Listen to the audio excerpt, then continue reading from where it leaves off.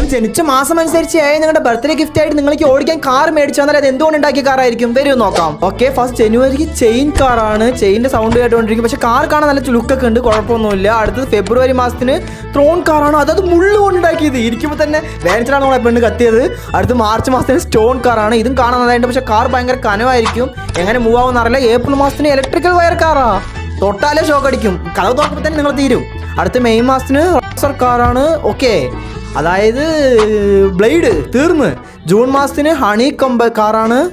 കുഴപ്പമില്ല, നന്നായിട്ടുണ്ട്. ഹണിയൊക്കെ എടുക്കുക. ഹണി എടുത്ത് കഴിഞ്ഞാൽ കാർ ചിലപ്പോൾ തീർന്നു പോകും. ജൂലൈ മാസത്തിന് കാക്ടസ് കാറാണ്. ഇത് മുള്ളുകുത്തും, ബാക്ക് തീരും. അടുത്ത ഓഗസ്റ്റ് മാസത്തിന് മോസ് കാറാണ്. പാസാറെന്തോ ആണോ തോന്നുന്നു.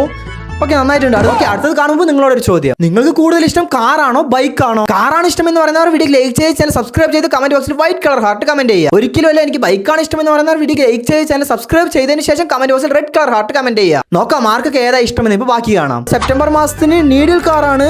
ആണിയാണ്. ഇരിക്കുന്നവിടെ നീഡിലില്ലെങ്കിൽ കുഴപ്പമില്ല. അടുത്ത ഒക്ടോബർ മാസത്തിന് സ്ലെയിം കാറാണ്.